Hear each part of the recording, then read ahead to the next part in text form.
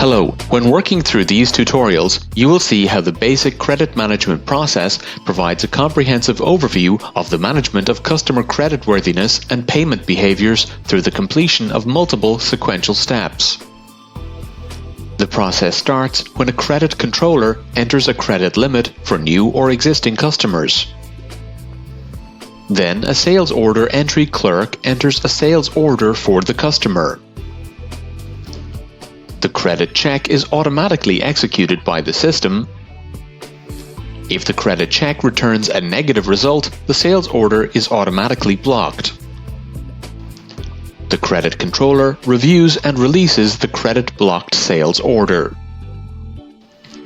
The business benefits of this process are to reduce risk of bad debt, focus on reliable and profitable customers, check creditworthiness quickly, and accelerate the process of checking a customer credit limit.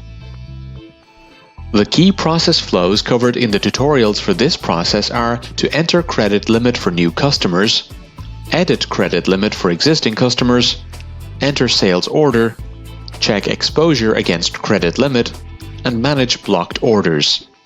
You can explore the tutorials at your own pace to learn more about each step.